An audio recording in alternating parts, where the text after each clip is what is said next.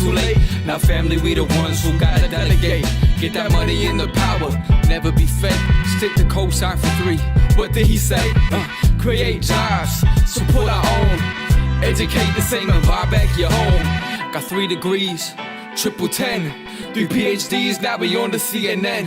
DBTV, let's talk about negligence. Ignorance is bliss, but we can turn it to intelligence. Believe none of what you hear, half of what you see. Let's break it down here on Dr. Boyce TV. Here we are. Hey, what's going on, black people? What's happening? My name is Dr. Boyce Watkins, and welcome to drboycetv.com, the home for intelligent black people. I want to say good morning to everybody, and also let you guys know it looks like the stock market's starting off a little bit slow today, but it's still very strong overall. Those of you who've been investing are making good money, and I congratulate you. If you're a student in the Black Business School, I will be doing a special lecture real soon this week. The masterclass meets on Wednesday night, so if you'd like to join the masterclass on Wednesday nights and view all the recordings, feel free to go to drboycemasterclass.com. That's drboycemasterclass.com. Good morning, everybody. Hey, Corn, how are you? Hey, good morning. Is that Mocha Fabulous? What a great name. That is a fabulous name. What is up with this black political party? Well, the black political party, man, is Jay Morrison's idea. I've had people for years talk to me about a black political party and, get me to do something. But the thing is, I kind of like staying in my lane a little bit, in the sense of I already jump out of my lane a lot, and I really don't want to be I just don't want to be deep in politics like that. But I like what Jay's doing. I think that his party, called the Black Rights Party, is better than what I've seen from the ideas thrown around about like the Black Lives Matter Party and stuff like that. And I just like it. I like it because we see eye to eye on a lot of stuff, and I just believe in things like sovereignty for black people. So I'm probably more in that black nationalist, Malcolm X, Marcus Garvey-ish, Harriet Tubman kind of space, Muhammad Ali-ish space.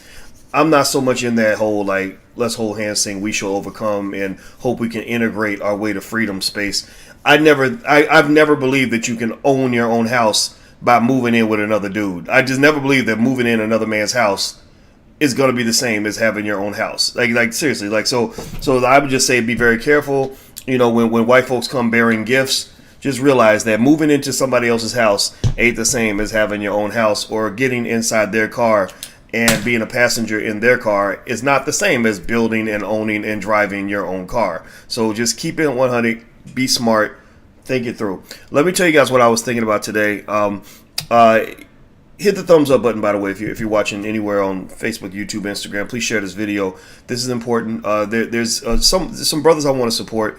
There are 2 black scholars at the University of Virginia, which is a very good institution. My mentor, Dr. Tommy Whitler, taught at UVA, and he said great things about it. I had another friend named Melinda Hightower who went to UVA Law School. She actually became the national president of the Black Law Student Association. And I was like, damn, I knew you were smart, but shit, that's amazing. And anyway, UVA is a great school, and these brothers were doing their thing and going through a tenure battle. And tenure, if for those who don't know, tenure is like when the university basically decides they want to make a commitment to you. Tenure is, you come in, you're maybe what they call tenure track. That's like dating somebody before you decide if you want to propose or marry them. So your tenure track, and then you apply and you fill in all this paperwork, and they decide if they want to promote you. They decide if they think that your work is worthy enough for them to make a long-term commitment to you. They decide if they value you, which automatically you know where that's going to go, right? You know where that's going to go because they've never valued us. They've never valued black people. And why do I know the tenure process really well? Well, most of you who've been following me for a while know that I spent a lot of years teaching at Syracuse University, and I had a really messy tenure battle that became very public. Because I just said, look, I looked at your track record. You're very racist. You haven't tenured a black person in my department in 100 years, literally 100 years. Why in the hell do you think that I'm going to leverage all my time in my career trying to please somebody who's proven themselves to be unpleasable? Why do you think that I'm going to spend my time trying to prove to somebody that I'm qualified to do my job when you've proven beyond any reasonable doubt that you're not qualified to evaluate me? And I told that I went to talk to actually my dean, who happened to be a black man. A lot of times they'll put black people in strategic positions to hide their racism. And I just told him, I said, you know what? I said, I'm not doing this. I said, you white folks, y'all playing this game. And I was talking about him too. I said, I think you get me more than other people because you happen to be black. But the fact that they like you so much makes me not really trust you, right? And so I said, why the hell you think I'm gonna let these white folks, these entire committees full of white people, decide if I'm worthy or if I'm not? I'm not a white supremacist. I don't put white people on a pedestal. I don't let white people evaluate me. I said, I feel like a black man who's in court being judged by an all-white jury. I'm not going to put my future in the hands of a bunch of racist motherfuckers. I'm not doing that. I told him, I said, you know what it reminds me of? I said, this reminds me of, because I loved fucking with them, because they wasn't used to a confident black man. They used to Negroes scared, like, oh Lord, master, I hope that you approves this of me, sir, because I said, I'm not doing that. I said, you know what it reminds me of? I said, it reminds me of when I was 7 or 8 years old, and these white ladies at my public school would come to my mother with these fancy charts and graphs and shit and statistics and say, you see, Mrs. Watkins, the average children are here, and your child is here, which means that your child needs to be put in with the retarded kids, and your child needs special education, and we also need to put him on drugs. See, so there's no racial bias in this. And now you walk by the room full of the so-called slow kids. Y'all know what I'm talking about. Give me a yes in the chat if you've seen this. Some of y'all are educators. I need y'all to let me know I'm not the only one who went through this. You walk by the room full of the so-called slow kids, and it just happens to be filled with black boys. It just happens to be filled with young African-American males, right? That's why Malcolm X said only a fool would let his enemy educate his children. Malcolm X told y'all that. He told you that you crazy to hand your children over to the people who hate them. You hand your black son over to people that love exterminating black men, that love filling their prisons up with black men. Now remember, this is a training ground. The prison pipeline is real. So that room full of black boys in special ed, that's nothing more than a precursor to a room full of black male prison inmates 10, 15 years down the line. That's a holding cell so that they can just detain them and drug them up until they become old enough for them to send them away to the penitentiary. Am I telling the truth or am I lying? Give me a yes if you understand, if you've seen this. If you ever go visit a prison, go visit a prison. I went to visit a prison in Detroit. I visited a lot of different prisons over time. I went to visit a prison in Detroit, and we walked through the yard, and I was there with Ryan Mack, Dr. Christopher Emden, and a couple other people. And I said, my God, man, I said, this prison looks like an HBCU. That's what it looked like. So these people are not qualified to evaluate you. And so in my own tenure battle, that's what I said. I said, I'm not playing this game with you because I know the game is rigged for you to win. I know that I'm a great scholar. I know that I'm good at what I do. How do I know? Well, because all the black students are coming to my office because they want to learn from me. How do I know that I'm great? Well, because I've done things that these white folks can't even dream of. I've been on CNN 50, 60 times at the time, whatever. I said, how do I know that I'm a great scholar? Well, because my work is having what they call scholarly impact. I'm doing work that is changing people's lives, and I'm not going to let some mediocre white motherfucker tell me that that's not true. Like, seriously, that's what I'm laying this out here for you guys to help you understand that sometimes, it doesn't, don't get me wrong. You got to work hard. You got to put in the time. Some people use racism as an excuse to be lazy. Some people use racism as an excuse to be inferior. Some people use racism as an excuse for the things they know they need to work on and get better at, right? And none of us are perfect. But at the end of the day, I said, I'm not going to let you do to me now at the age of 34, 35, whatever, 36, whatever age I was. I'm not going to let you do to me at the age of 35 what they tried to do to me when I was 8. When I was 8, I almost fell for the shit. I almost fell for the banana in the tailpipe. I almost let you convince me, you damn racist bastards. I almost let you convince me that I wasn't good enough. And luckily, I found myself, and I went on to become the only black man on the planet to get a PhD in finance during the year 2002. In the year 2002, tell me if I'm wrong. I've looked it up. I have not found one other African-American male anywhere on the planet or female to get a PhD in finance in the year 2002. It doesn't mean I'm better than anybody, but I definitely wasn't the kid who should have been on the little bus. Maybe your dumb ass should have been on the little bus for not being able to identify black talent. Maybe black talent just comes in a form that you can't comprehend with your tiny little Neanderthal brain, and it doesn't allow you to identify that a lot of these black boys that you're classifying as, needing special ed, needing to be on drugs, screwed up or dysfunctional in some way, you're diagnosing them with this fancy, these fucking 5-syllable words you learned when you went to Yale. Maybe these black boys have a type of talent that is just beyond your comprehension. Right? So maybe you are the one who needs the therapy. Maybe you are the one who needs the medication. Maybe you are the one who is infected with so much white supremacy that has caused you to have inferior skills when it comes to the evaluation of black talent. Because I'm going to tell you the truth, at the end of the day, ain't nothing more amazing and more extraordinary than black people. But then, because we are the original people, we are the original man. But then number two, ain't nothing more extraordinary than the African American male, African American female. Why do I say that? Well, do you think that your ass with all those recessive genes you got in your gene line could have survived the Middle Passage, where half the people died on the slave ships? Do you think that my ancestors did?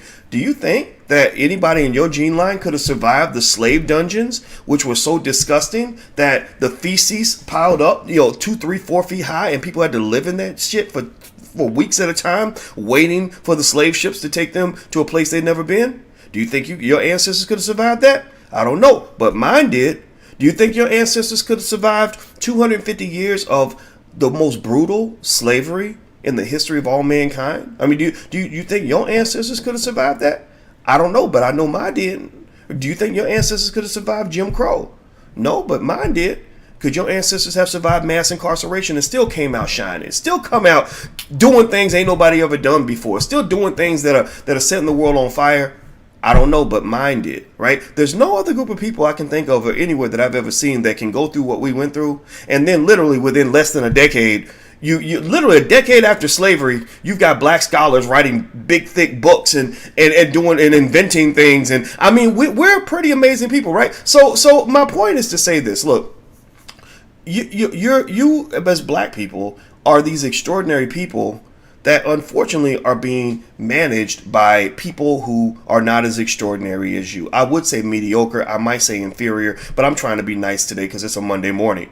But seriously, it's like going to a job. You ever been in a job where you're better at your job than your manager? You ever been in a job where you're smarter than the person that you work for, and you got to take orders from a dumbass? Like that's what I think the position that black people are in, is that a lot of you are in positions where you're taking orders from a dumbass. You're putting leverage and weight into these evaluations from people who are just simply not qualified to evaluate you. So I just broke it down logically to my boss at the time. I said, Syracuse University has never in 100 years given a promotion to a black man or black woman in the field of finance. So that clearly shows that they're racist. I said the Ku Klux Klan could not have a worse promotion and hiring record than Syracuse University. So why in the hell do you think that on any planet, I as a scholar, I'm pretty smart, I'm pretty good at analysis, why do you think on any level that I would think that they are even qualified to even evaluate the quality of what I'm doing?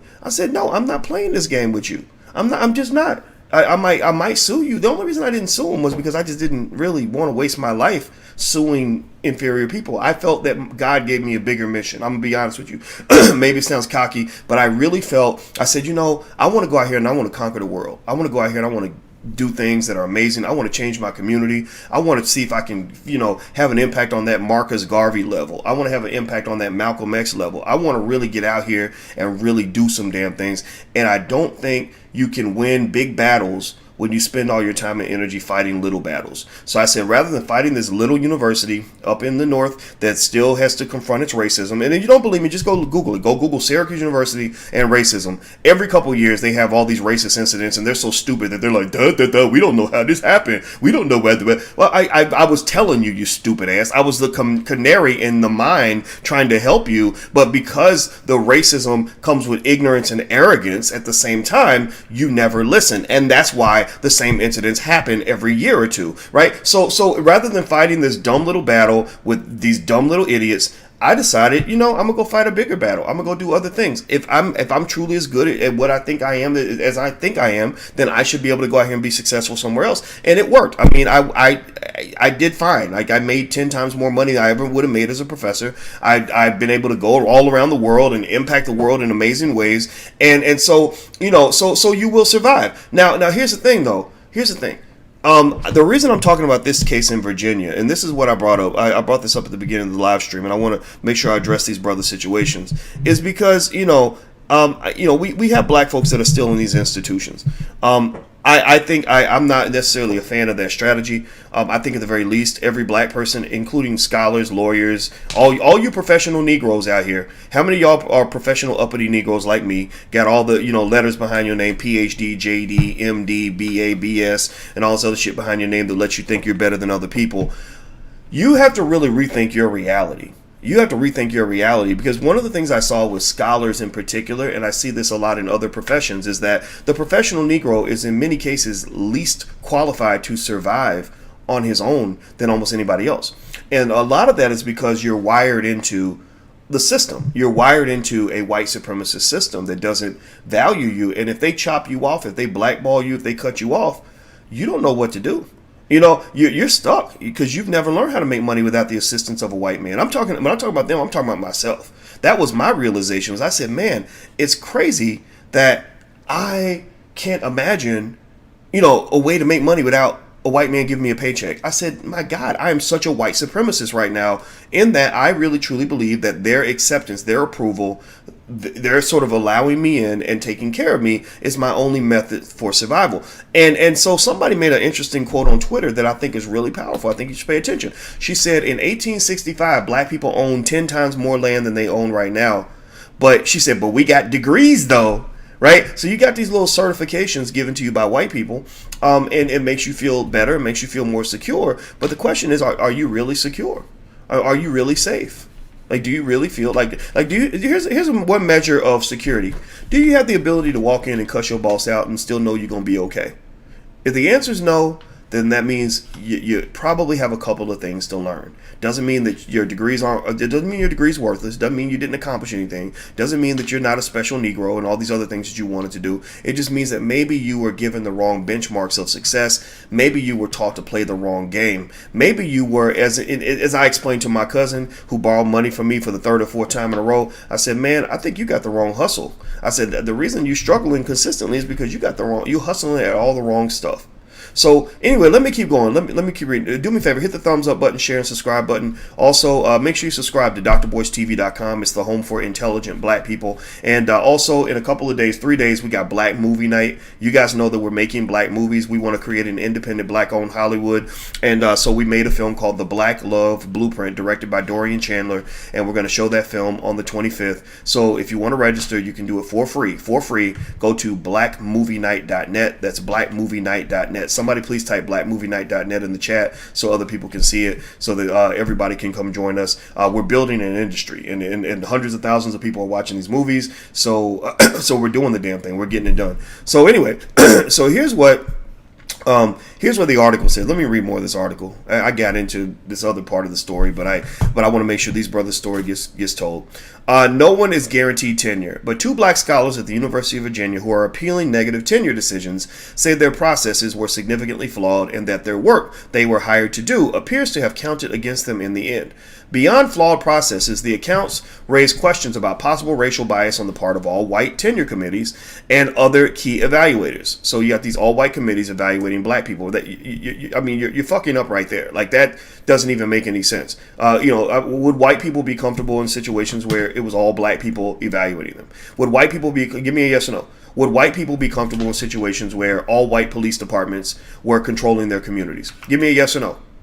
Would white people feel comfortable if every job they applied for, pretty much had a black person that was deciding their economic future? Would white people be comfortable with sending their children to schools where they're going to be managed and controlled by black people all the time?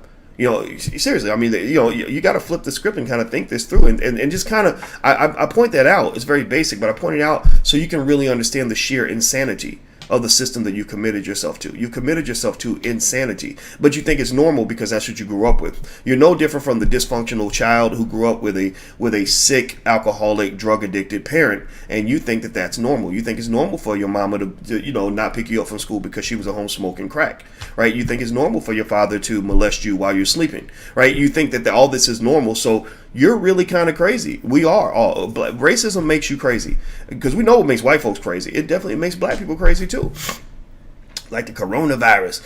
Anyway, so in this way, the cases echo the recent Blacken the Ivory Twitter campaign, in which black academics recalled having their work questioned and their contributions undercut more than their white colleagues. So what they're referring to, and this is a good hashtag, Blacken the Ivory, is they're referring to a lot of what they call microaggressions. Microaggressions are just all these different ways that white people are mean to you and they don't even realize it, and it's because they're biased. Now, I have a different perspective on microaggressions in the sense that I kind of believe that you have to be thoughtful about the fact that you're trying to go into somebody else's house and change the rules. I don't know how they're going to do it, but I will just tell you that if you come in my house, you're not changing any rules in my house. In this house, like on my birthday, let me tell you something really corny that I did. On my birthday, everybody I saw that day, I said, happy birthday to you. And they were like, why are you saying happy birthday to me? I said, well, because I like giving gifts more than I like receiving gifts anyway. And I figured that in my house, I would declare my birthday to be a national holiday. So in this house, Boyce Watkins Day is a national holiday. And every person in this house, your birthday is a national holiday. And I said, that's my practice at Black sovereignty. Like, we always sit around and we say, gosh, I really hope that the white folks makes Juneteenth a national holiday. I hope that they make it a that's fine, right? But I'm like, no, why don't we decide that it's going to be a national holiday? Why don't we decide that that's what it's going to be, right? So I'm going to tell you right now, I declare right now as the president of Intelligent Black People. You guys elected me not too long ago, all right? So right now I am the intelligent of Intelligent Black People, the president. So I'm going to pull out my Vicky Dillard gavel. Hear ye, hear ye. I declare that in our community right now, you got to practice being empowered. It ain't just going to come to you. You got to practice. Like when I take the teenager out to drive the car, you got to get your practice. Hold control in the steering wheel or you're going to crash the car, right? So I'd like to take a vote. I propose that we declare Malcolm X's birthday a national holiday. I propose that we declare Harriet Tubman's birthday a national holiday because she was the ultimate liberator. She wasn't scared to pop a cap in a motherfucker to get her liberation. God bless her for that. I propose that we declare Malcolm X's birthday national holidays. Oh, and then we could throw in Juneteenth for good measure. And, maybe 5. Dr. Claude Anderson, who wrote Powernomics, one of the greatest books of all time. So we got 5 national holidays. We got Marcus, Harriet, Malcolm, Juneteenth, and Dr. Claude.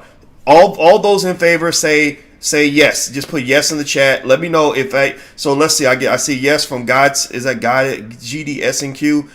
It's time to stop asking for permission, says Maurice. Okay, so I take that as a yes, Maurice. Hair Butter Connect 100. All right. Nikki share. Okay. All right. So we're getting some yeses. All right. So the yeses. It looks like the yeses are overwhelming. It's a landslide. So by the power invested in me by intelligent black people around the globe, I now declare all 5 of those days to be national holidays. So I've hammered my gavel, and court is dismissed. So we got 5 new national holidays, y'all. We got to go tell the white people. We got to go inform them because they're a little bit behind sometimes. It'll be like their Juneteenth. Like, Juneteenth, we found out that slavery ended like way after it actually ended. Well, we got to do that for them. Like, let them know, like, hey, we're liberating you by giving you these 5 great national holidays. So it might be on the same day as one of your like favorite white people, but they're like probably racist and probably rape black women and stuff. So we're gonna help you. We're gonna take them off the roster, and we're going to replace them with these 5 holidays that we really believe are best for you, because you spent your whole life telling us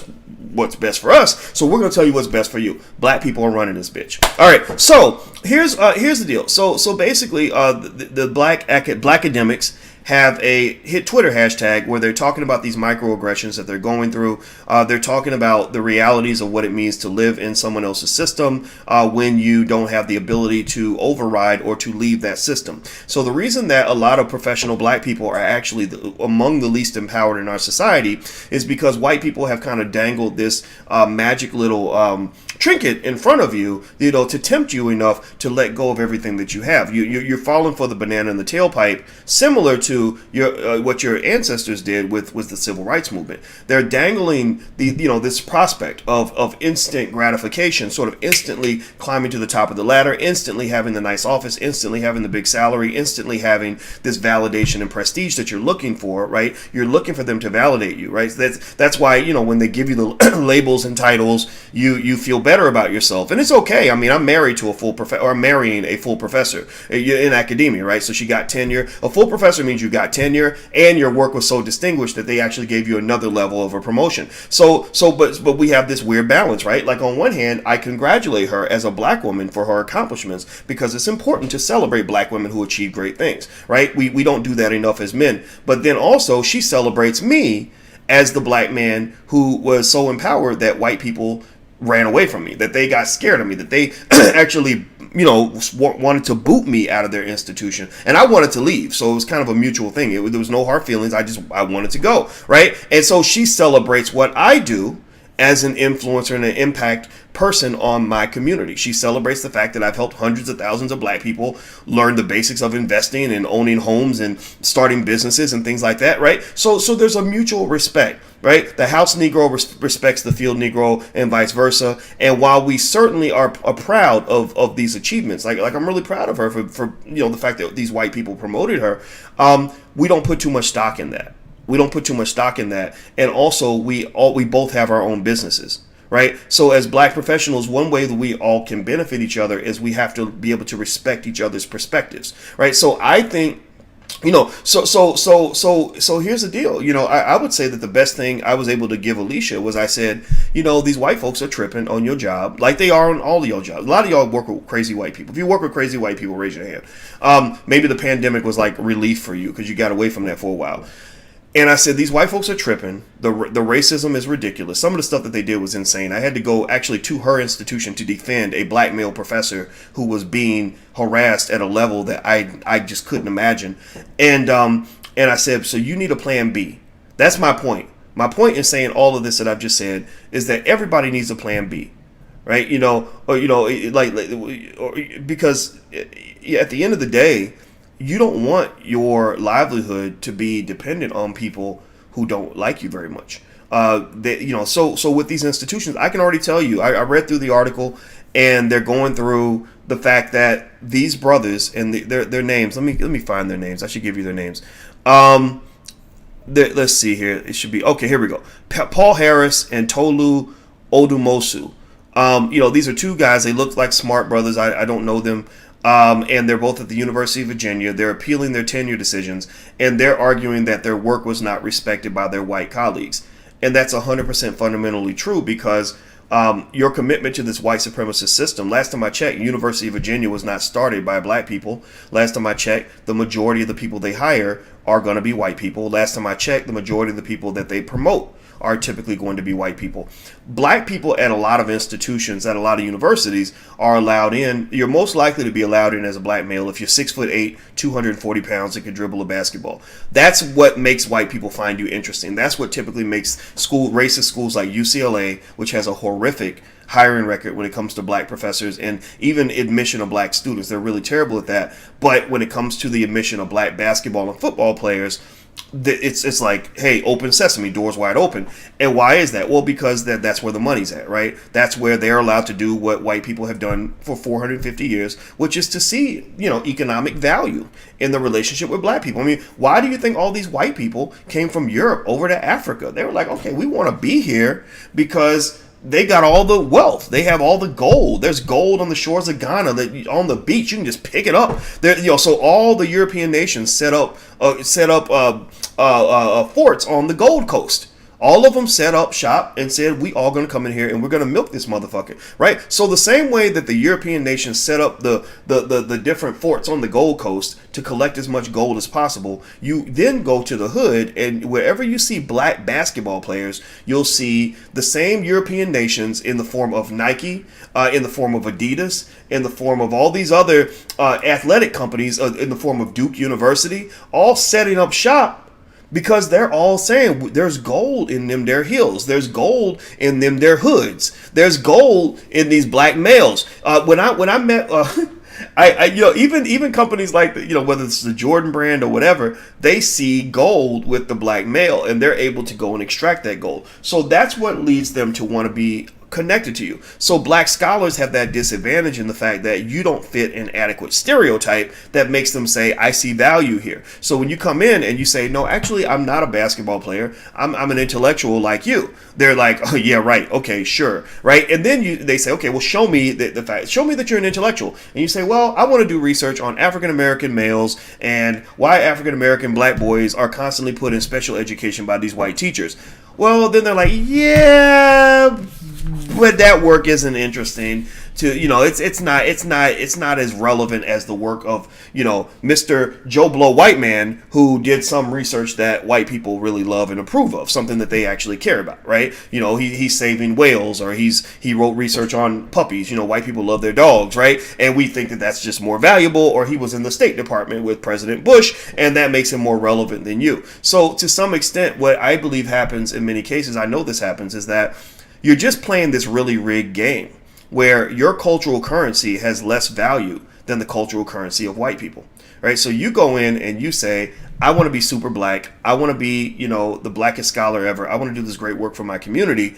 And they basically look at you and they say, yeah, that's nice, but black people inherently are not as important as white people. So we'll only accept your black ass. We'll accept you despite the fact that you're black, not because you're black. Like, we'll bring you in if you become a black face, if you lend a black face to white work, but we're not going to bring you in if you're lending a black face to black work, right? So this article is in the InsideHigherEd.com, and basically it goes down with their tenure battle and everything else. And the university, of course, is being very standoffish. Of course, they don't want to be accused of racism, not in this particular environment. And I know the game really well because I remember going through that with Syracuse, University. And one of the things I would say is that, if you want to look at universities and check out their diversity, don't fall for the stupid pet tricks that they like to pull. Like when I was at Syracuse, I remember they came out and they said something like because they were actually a little embarrassed. They're not used to black people talking back and fighting back. So I just let them know. I said, look, I don't care if you blackball me. Like, I'm willing to fight you forever because I want to have my own business anyway. I'm going to be successful regardless because I'm not stoppable. I'm just that good at what I do. So just know, like, I'm balls to the wall. I'm all in. I'm ready to walk through the fire. I'm ready to die on this battlefield, so do not fuck with me. So basically, I remember that when they got really nervous, and I wanted that to happen. And one of the things that they did, when people start getting nervous, they started lying and things like that, right? So one of the things they did was they came out and they made this crazy statement. Like, they said something, I forgot, I think they said 30 or 40% of our faculty are black, right? And it was some crazy number.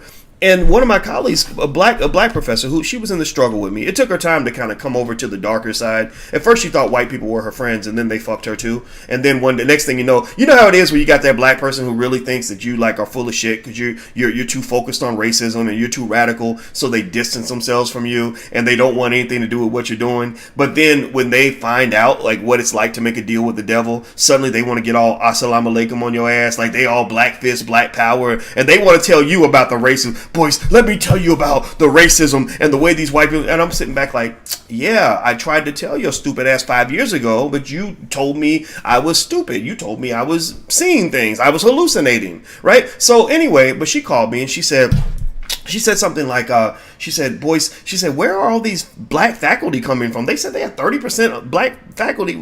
Who are these black people? And what happened was, I believe that what they were trying to do was literally lump every non-white person into a category and say, this is how many black people we have I said, that's a big mistake. Like, that's a lie. Like, that's just not true. But nobody was going to really check them on that. But the fact that they were lying to protect themselves let me know. I said, okay, I've gotten under somebody's skin. I've got you thinking about who you are and what you're doing. I've got you looking in the mirror. I'm fucking with you. You're not going to fuck with me. And that's one of the things I think is really important as black people, is that I think we have to be empowered enough to really get them on their heels. Black folks spend our whole lives playing defense. We're always playing defense. We're always like trying to prove that we're perfect, right? And you can't win that motherfucking game. Stop trying to win the perfection game. So let me give you an example. So white people come along and they'll fire you because you were eating Cheetos on the job or whatever, right? Because they're like, well, according to the regulation 7642D, you're not allowed to eat Cheetos on the job. And you'd be like, damn, I really was eating them Cheetos, man. So shoot, and so what you'll do is you'll try to come back and use the perfect Negro defense. Like, you'll come back and be like, my record was perfect and I had perfect evaluations and I had the best credentials in the department and I did this and I did that. And it's a hard game to play because you're probably going to lose. And the higher up you go up the level, like I was on a very high level academically. Like, most people who don't have a PhD from a really good university don't really understand just how tough it is at that, how thin the oxygen gets when you're like really at that level. It was really, really difficult to be, almost impossible to be perfect. So if you're playing the perfection game, what you don't understand is that in certain situations, they can always find something that they can use to defend or to justify their decision to let you go. When I was at Ohio State University working on my PhD, I remember that we had this big exam that you had to take. They were called comps. If you failed comps, you got booted out of the program. That's it. They didn't give a shit about your life, where you went, with your kids. They were just like, you got to go. How is it that before comps happened, we always knew who was going to pass and who was going to fail? I swear to God, every year before comps, everybody knew who was going to pass and who was going to fail. Well, how do you know who's going to pass and who's going to fail before the damn test even occurs? It's because you knew who was in good graces with the senior faculty and who wasn't in good graces. You knew who was in the cool kids club versus those who were not in the cool kids club. So the thing is, my point is that you can't really tie yourself into a game where you're trying to beat a rigged system.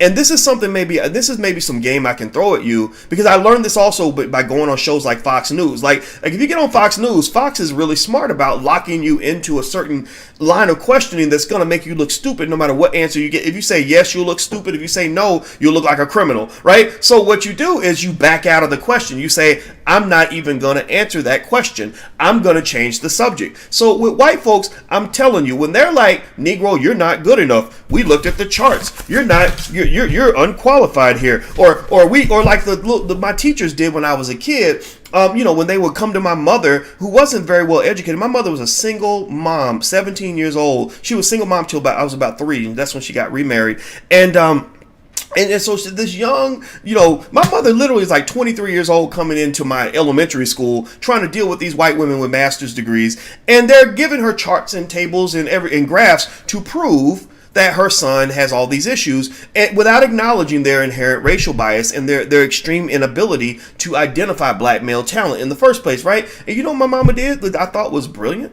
My mom was like, I'm not going to play that game with you. I'm not going to try to out-argue your charts. I'm not going to try to, do better statistical analysis than you, because I don't know statistics. But I do know my son. And I do know that he's not violent. He's not stupid. And I do know that if you try to put him on medication, or if you try to put him in special ed, I will be such a nail in your ass that you're going to regret the day you were born. I will go to your boss's boss, and your boss's boss's boss, and raise so much holy hell that I will make your life miserable. So you can go ahead and sign that paper if you want to.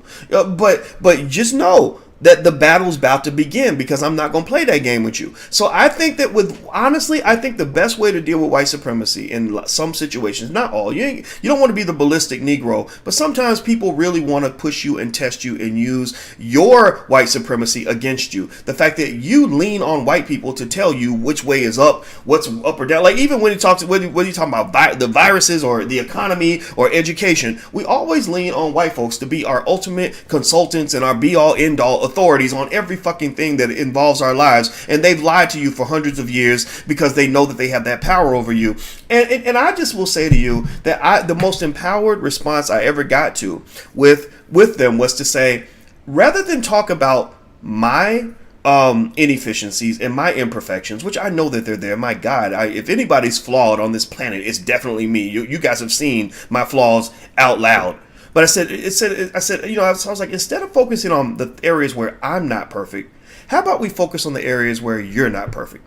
Instead of focusing on the areas where I'm not the best in this field or where I've come up short, let's talk about the things where you've come up short. Instead of putting the spotlight on me, we're going to put the spotlight on you and let you play the perfection game. And once I did that, I had them on their heels. I was like, okay, so because I would get these calls from these reporters when I was dealing with my tenure case with Syracuse, and they would call me and they'd be like, well, the university says that, you did this and the journals you published in were not, up to par or whatever, and that you had this in your record and you weren't I said, okay, cool. I said, how about this?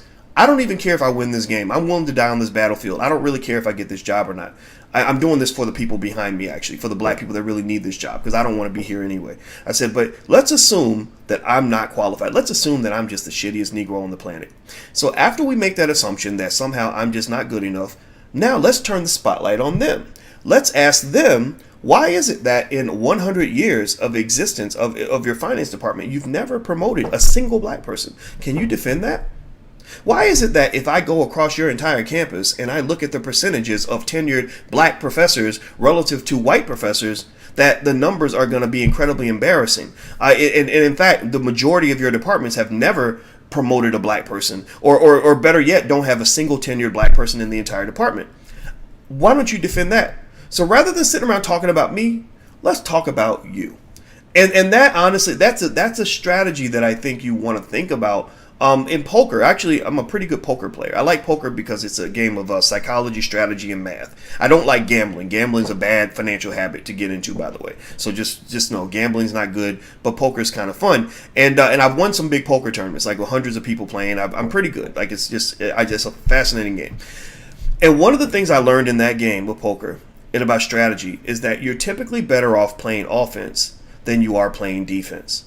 What white folks have over you, the reason they get you, the reason they're able to defeat you in many cases is because they always get you on your heels. They always get you playing defense. And anybody who's ever played football or basketball knows you can never score points on defense most of the time. You can maybe get an interception and run it back, right? But it's very, very difficult to score points when you're always playing defense. Most of the time, if all you're doing is playing defense, the best thing you can do is hope that maybe the game will end 0-0, right? But I don't want the game to end 0-0. I want the game to end Boyce Watkins 55, white people 12, right? I want to win. I want to win the game. I don't want to tie the game. And equality, to me, the whole conversation about civil rights and equality and integration is basically you fighting to tie the fucking game.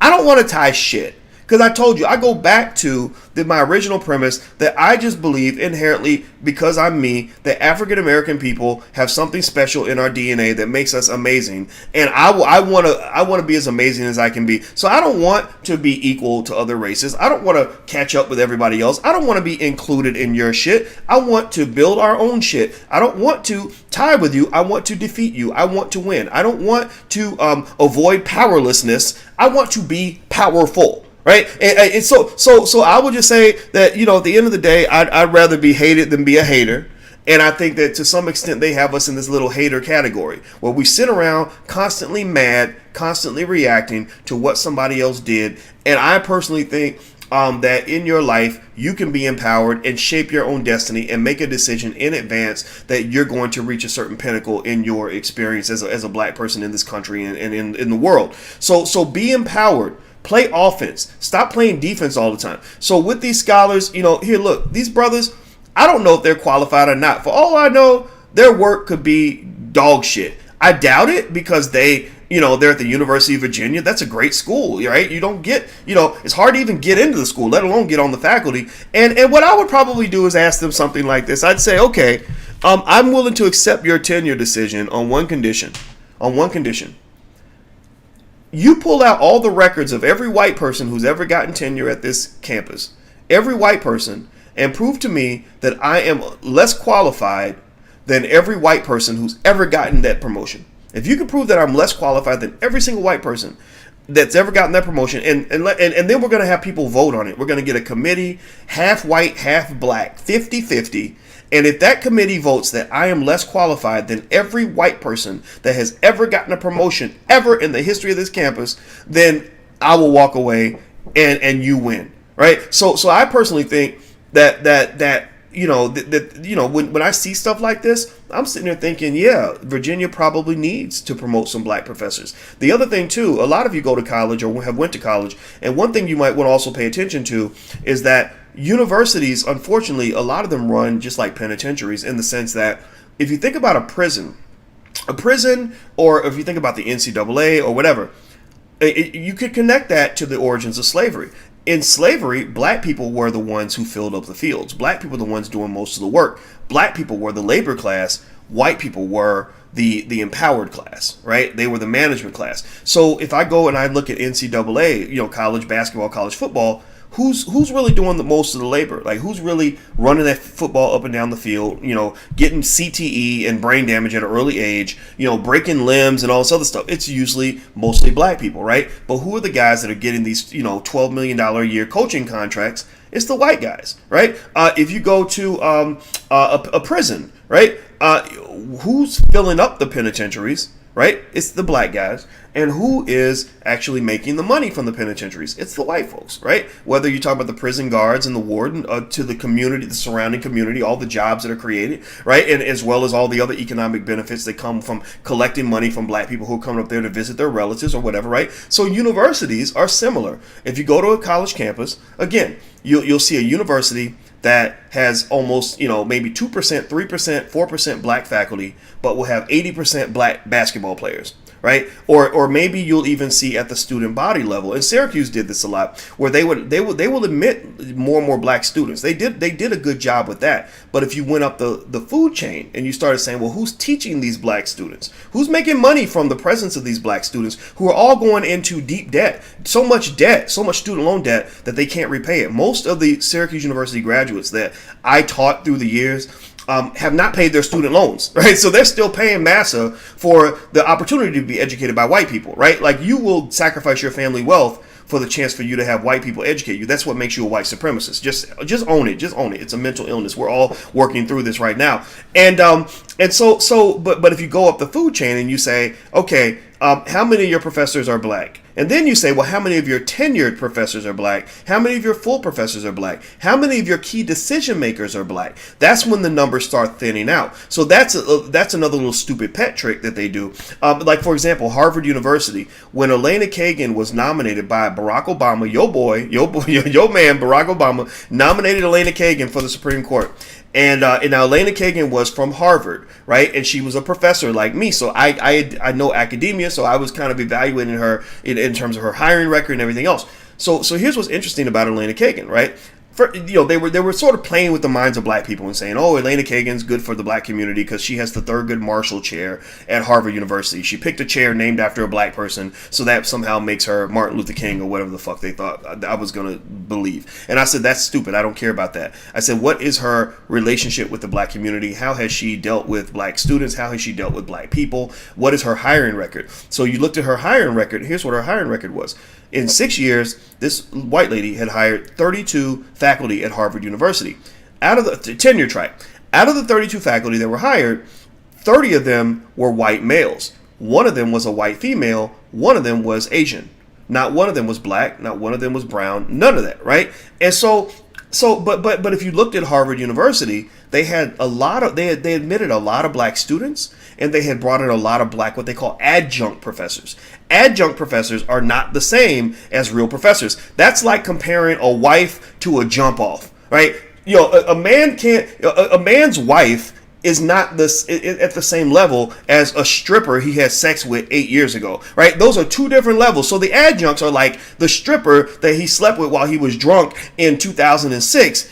And his wife is the woman that he's committed to for the rest of his life. She has access to his bank account. She can tell him what to do. He answers to her on a daily basis. Those are different levels. There's levels to this shit. There's levels, right? So with professors, what universities started doing to get rid of the impression that they were racist and to take advantage of the fact that the general public doesn't know the difference between an adjunct, an assistant professor, a tenured professor, and a full professor, they started hiring lots of adjuncts. They were like, let's bring the Negroes in on the bottom rung of the chain so we can keep running this bitch. Because it's all about power at the end of the day. That's why really your long-term solution is you need black-owned institutions. That's what you need. So while white folks are pretending that they love you and sitting and doing black power fists and getting on their knees and begging for your forgiveness for slavery, tell them we want a few $1 trillion so we can actually have independent black-owned schools, so we can have independent black-owned businesses, so we can have independent black-owned universities that are fully funded.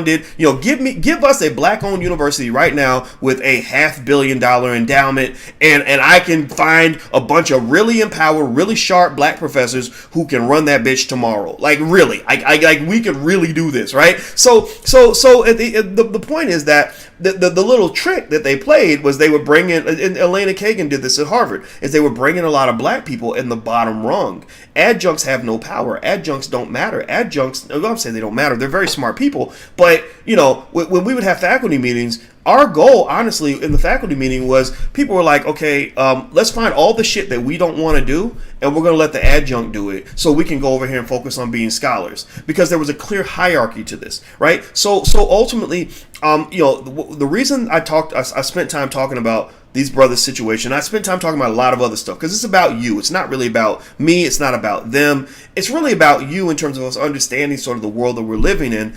I brought it up because, you know, these universities that many of you are in debt to.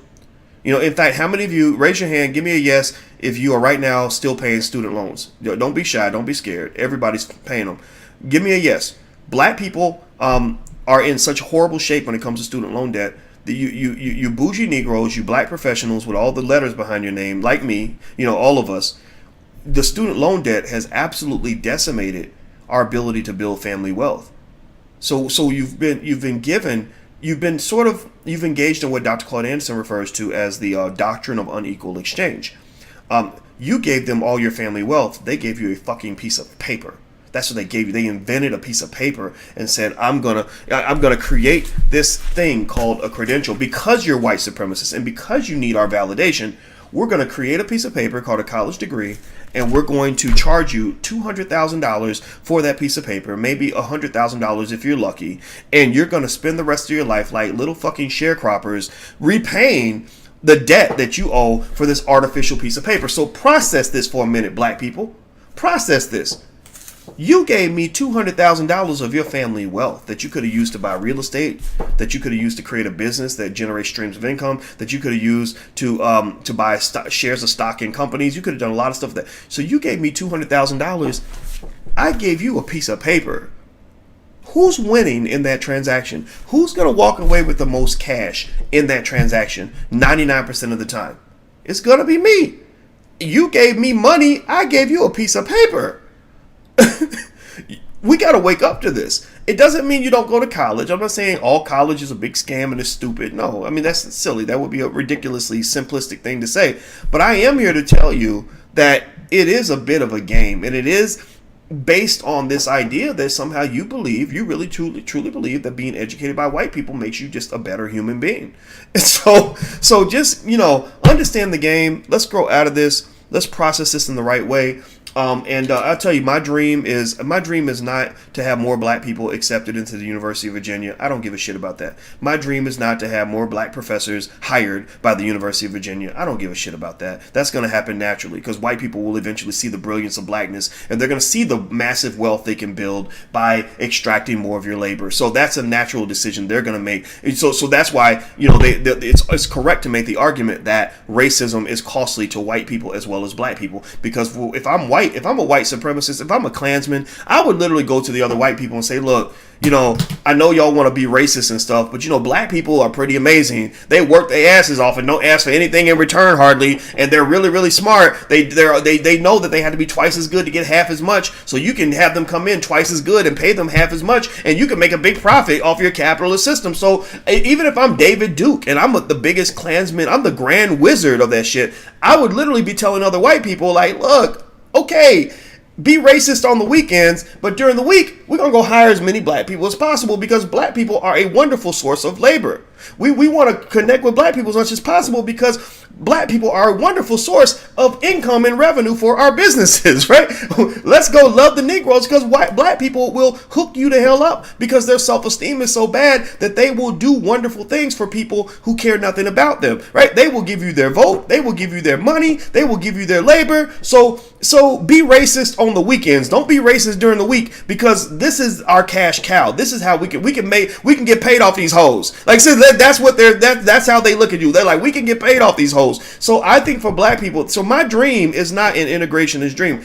I'm not saying that I want to stay away from white people. I probably dislike white people less than most of you do. Most of you walk around mad and constantly triggered by white people because you care about what they think. Maybe you're triggered by white people because you have to work for them. I don't work for white people. I don't care what they think. So I really I don't even know them well enough anymore to really know how to dislike them. It just doesn't matter, right? But what I am trying to say to you is that I don't have an integrationist dream. I have an empowerment dream. I have a dream. I have an ownership dream.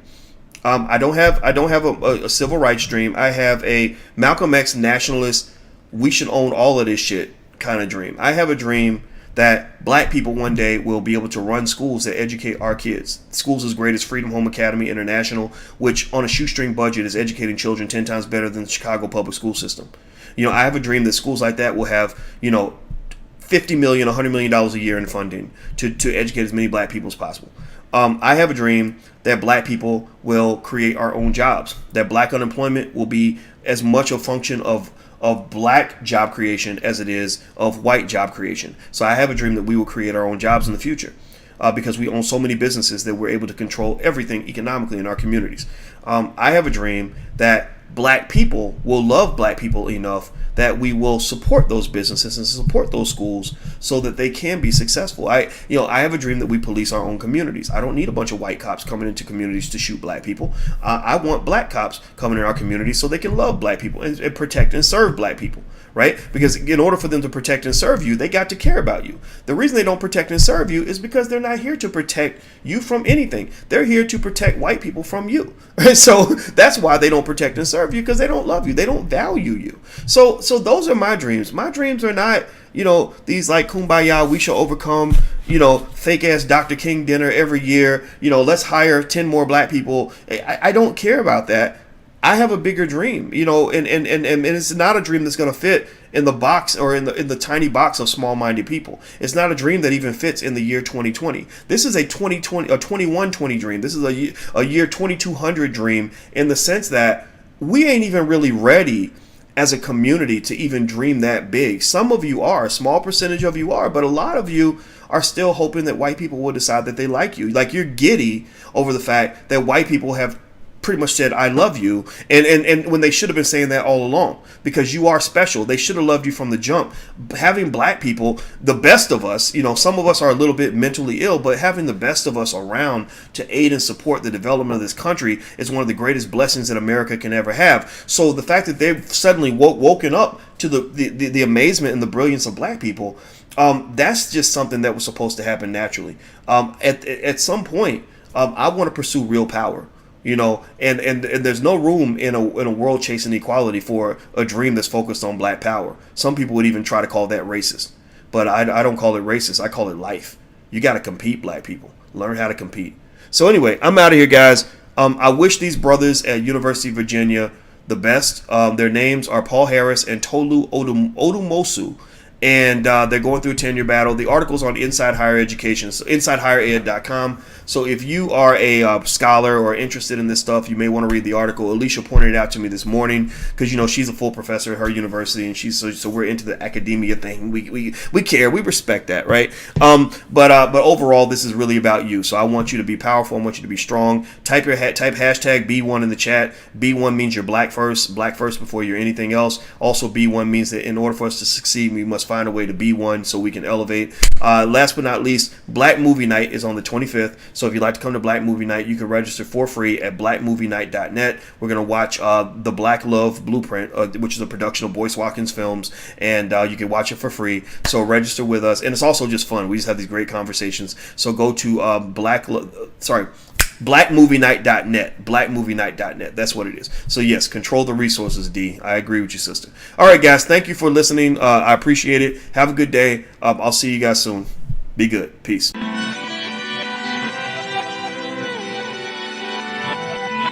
Here we are, clan the isms, cataclysm great. Our people out here struggling, trying to make it in this state. Everybody out here doing it, but we the ones who late. Now family, we the ones who gotta delegate. Get that money in the power, never be fake. Stick to cosign for 3. What did he say? Create jobs, support our own. Educate the same and buy back your home. Got 3 degrees, triple 10. 3 PhDs, now we on the CNN. DBTV, let's talk about negligence. Ignorance is bliss, but we can turn it to intelligence. Believe none of what you hear, half of what you see. Let's break it down here on Dr. Boyce.